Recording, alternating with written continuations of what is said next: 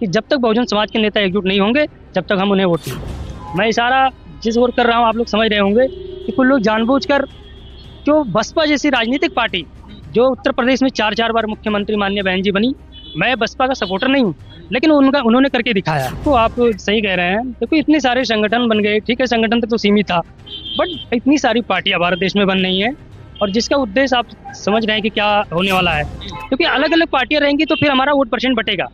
नमस्कार, मैं हूं नवदीप शर्मा और नव राजनीति आप देख रहे हैं। आज जो हमारे साथ बहुजन सुरक्षा अंबेडकर आर्मी भी यहां पर मौजूद है, जो इसका हिस्सा बनी है इस मेले का, जहां पर भारत ही नहीं बल्कि हर जगह से यहां पर लोग एकत्रित हुए हैं। सबसे पहले आपका परिचय।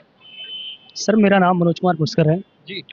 और मैं बहुजन सुरक्षा अंबेडकर आर्मी का संस्थापक हूँ। बाबा साहब भीमराव अम्बेडकर जयंती की आपको और सभी देशवासियों को बहुत बहुत हार्दिक शुभकामनाएं। जी। यहाँ पे मैं अभी आके देखा हूँ कि देखिए बहुत सारे संगठन, बहुत सारी पार्टी के लोग, हमारा जो मेन मोटिव है यहाँ पे आने का, हम चाहते हैं इस देश में सभी बहुजन नेताओं को एकजुट करने के लिए हम लोगों ने मुहिम छेड़ी है बहुजन सुरक्षा अंबेडकर आर्मी, क्योंकि ऑलरेडी बहुत सारे भारत देश में बहुत सारे संगठन हैं, लेकिन ये संगठन एक ऐसा संगठन है कि ये चाहता है कि इस देश में बहुजन नेता एक, जैसे माननीय बहन कुमारी मायावती जी, भाई चंद्रशेखर आजाद, बावन मिश्राम साहब, राम अठावले हों या मांझी हों या फिर आपके जो है प्रकाश राज अम्बेडकर साहब हों, तमाम ऐसे बहुजन नेताओं को जो है एकजुट करने के लिए हम लोग बात करते हैं और इस पर हमारा संगठन कार्य कर रहा है और लगातार हम लोग पूरे भारत में हर स्टेटों में इस पर आंदोलन करने वाले हैं 27 से पहले, और इसकी हम लोग तैयारी कर रहे हैं। खास बात इसी को लेकर हम लोग यहाँ पे आए हुए थे कि जो बहुजन नेताओं को एकजुट करने की जो मुहिम छेड़ी गई है उसमें कितने लोग काम करना चाहते हैं, वो कितने लोग उस मुहिम को साथ देना चाहते हैं। तो जो ये आंदोलन होगा, क्यों इसकी जरूरत आन पड़ती है? क्या अभी देश में ऐसी स्थितियां नहीं है? क्या टुकड़ों में विभाजित हो रही है?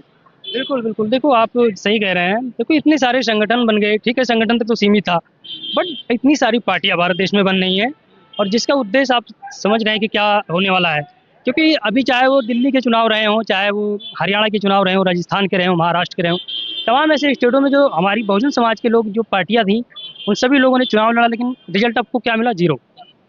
तो कहीं ना कहीं हमें निराशा हो रही है। हमारे लोग आंदोलन भी कर रहे हैं, प्रदर्शन भी कर रहे हैं, सड़कों पर भी हैं, हमारे लोग जो है जागरूक भी हैं, उसके बावजूद भी रिजल्ट जीरो क्यों आ रहा है? ये सबसे बड़ी समस्या है।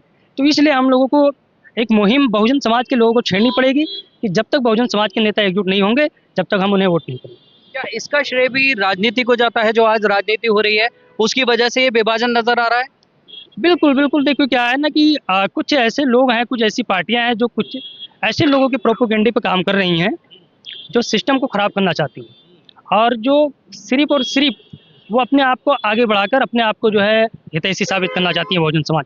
लेकिन उससे पहले से भी बहुत सारी पार्टियां हमारे देश में हैं, लेकिन अभी वर्तमान में जो नई नई पार्टियां बन रही हैं उससे कहीं ना कहीं बहुजन समाज गुमराह हो रहा है, बहुजन समाज बहुत परेशान हो रहा है कि भाई हम किसको वोट करें, किसको ना वोट करें। सभी को जो है एकजुट होना पड़ेगा और इस देश में ही क्या, उत्तर प्रदेश में 27 के चुनाव में जो है हम लोग चाहते हैं कि सभी लोग बहुजन समाज की जितनी भी पार्टियां हैं एकजुट होकर चुनाव लड़ने का काम करें।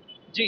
तो उत्तर प्रदेश का एक बहुचर्चित चेहरा और जिनकी वजह से शायद बहुजन समाज को एक नई दिशा मिली, मायावती जी, क्या कहते हैं उनकी अभी जो सीटें हैं उनकी कहीं ना कहीं कम नजर आई, कहीं ना कहीं खत्म नजर आई, और ये विभाजन का ही वजह है?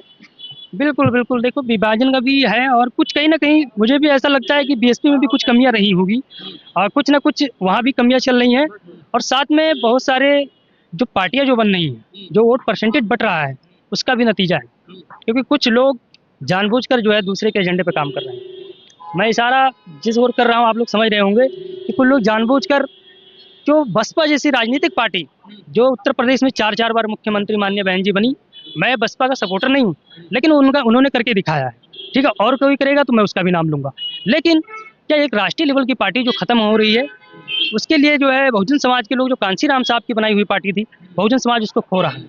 इसलिए हम सभी को जो है एकजुट होना पड़ेगा। जो राजनीतिक नई पार्टियां बन रही हैं, या तो वो गठबंधन में आ जाए या फिर अपने पार्टी का वो विलय करके और माननीय बहन जी के साथ में, बहुजन समाज पार्टी के साथ में जाके काम करें, क्योंकि अलग अलग पार्टियां रहेंगी तो फिर हमारा वोट परसेंट बटेगा। संगठन लोग चलाएं, नो इशू। तो एक जो मुख्य सवाल अभी ये भी आता है कि आजकल ऐसा बहुत कहा जा रहा है कि कुछ पार्टियां, जो सत्ताधारी पार्टी है बीजेपी, उसका दूसरा चेहरा बन गई है, बी टीम बन गई है।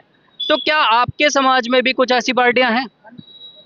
नहीं नहीं, देखो इसका लोग जैसे अभी बहुजन समाज पार्टी को बीच में लोगों ने कहा कि बीजेपी की बटी में, लेकिन मैं ऐसा नहीं मानता, ये गलत है। क्योंकि ये सवाल ऐसे लोग लगा रहे हैं जो खुद जो है दलित समाज के वोट लेना चाहते हैं। चुनाव आता है तो उनको बाबा साहब दलित याद आ जाते हैं, उसके बाद में जब चुनाव खत्म हो जाता है फिर बाबा साहब दलित भूल जाते हैं। तो ये कहीं ना कहीं वो लोगों का प्रोपेगेंडा है, बीएसपी जैसी राजनीतिक पार्टियों को, बीएसपी जैसी बड़ी पार्टियों को बदनाम करने की साजिश है। जी। तो जैसा कि आपने सुना कि अभी जो हमारे साथ लोग यहाँ पर मौजूद थे, उनका साफ तौर पर कहना है कि अब जो बहुजन समाज है उसको एकजुट होना पड़ेगा, उनको पटल पे काम करना पड़ेगा, उन्हें जमीनी हकीकत को जानना होगा और एकजुट होकर सामने आना होगा। आपकी क्या है इस पर राय, हमें कमेंट कर जरूर बताएं। नव राजनीति के लिए नवदीप शर्मा की रिपोर्ट, दिल्ली।